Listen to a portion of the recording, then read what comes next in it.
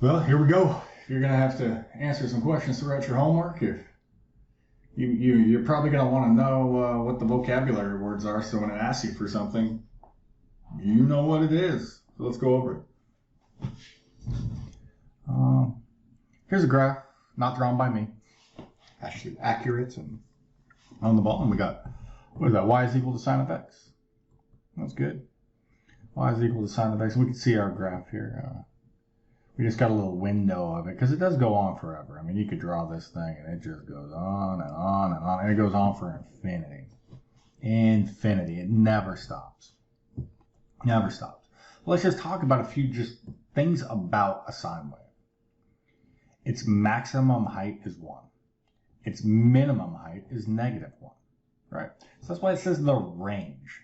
The y values are between -1 and 1. So your outputs are always between -1 and 1.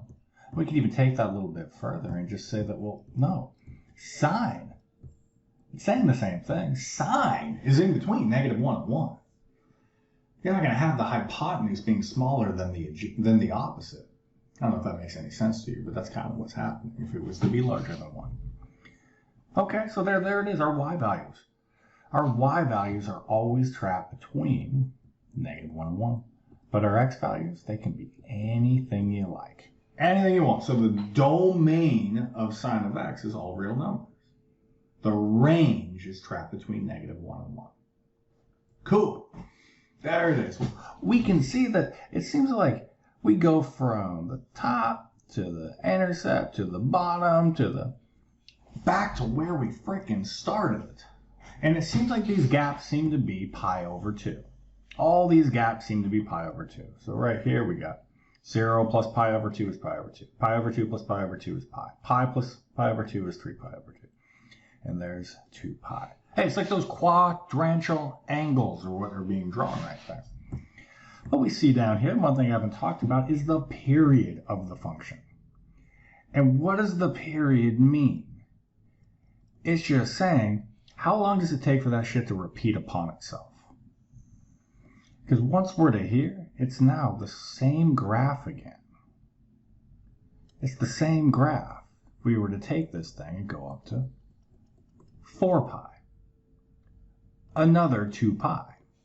So we're saying how long, when we say the period, how long does it take for it to repeat upon itself again? To go through one full cycle of whatever it's doing. So what's there and bolded in black right through here, this is just one period. Well, we got to have that term down. That term is freaking everything for us. The term period. Just how long does it take for it to start to repeat? Because sine and cosine both have a period of 2 pi. Or tangent is just going to be pi. Okay, moving on. We're going to zoom in. What's in, I highlighted in blue, so we can do a little bit more talking about sine. I know this is exciting stuff, but we got to be able to speak the same language. So there it is. We zoomed in a little bit. We got our points. This is our pi over 2. That's our pi. This is our 3 pi over 2. This is our 2 pi once we went back around in the circle. And you can see it's given like the xy's right here. These are all the xy's telling you where you're at, where you started. It's 0, 0. Cool. So there's a lot of info in here. It still tells us that the period is equal to 2 pi. That's how long it takes for it to repeat upon itself. At least the parent function, just y equals sine of x. At pi over 2, we get our maximum value of our function, 1, right? The maximum value, back over here. The height hits 1. So we're going to call that the max. And it has infinitely many maximums where that occurs. I mean, the max is 1, and they happen at certain x values, like pi over 2. Of course, we're going to have intercepts as well. You can see these where we hit the intercept and the intercept. And shoot, even right here is an intercept. Cool. Once we kind of know the basic shape of these things, they're really kind of easy to graph. Because they all look the same. It's just sometimes we play some games with shrinking, stretching, flipping, stuff like that. And then, of course, we're going to hit our minimum value over here. Right down there at the bottom. At 3 pi over 2, we get our minimum value, which is equal to -1. That's our minimum value. That's what pops out the minimum. So we're talking minimum, we're talking heights. Maximums, heights.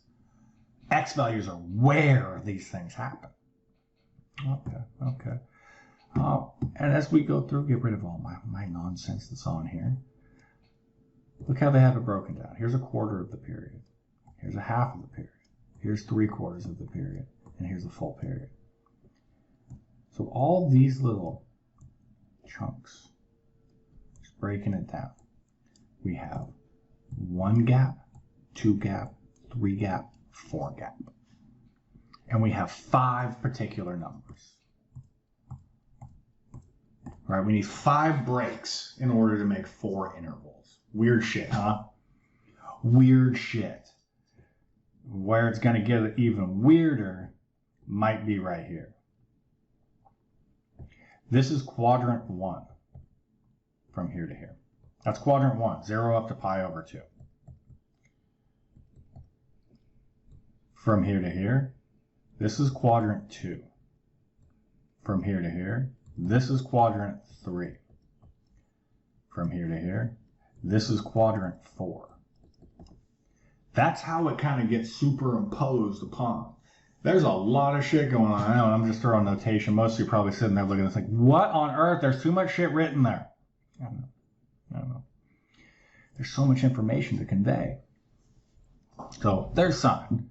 Well, let's go look at cosine real quick. I got cosine too. Let's go check out cosine.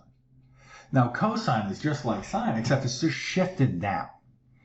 It's just shifted down a little bit. Just one more time, we'd have the cosine of 0 is equal to 1. Cosine of pi/2 is equal to 0. Cosine of pi is equal to -1. I really like cosine of pi equaling -1. Cosine of 3 pi/2 is equal to 0. And cosine of 2 pi, that goes back to 1.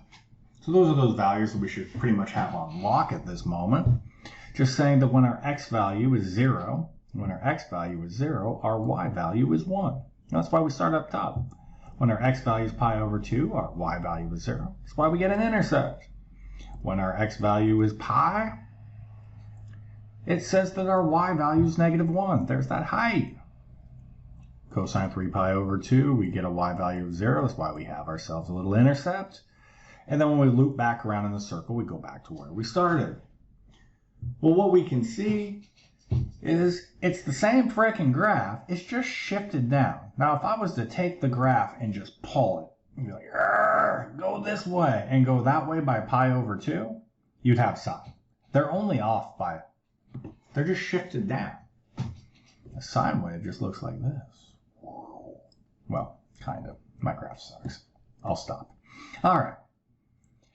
Our range, just like sine, cosine's always between -1 and 1. And that's why we call it the range, the y value. Because y equals cosine of x, so it's nice to write it that way. But yeah, the range is indeed there. But the domain, shit, you plug in anything you freaking want to.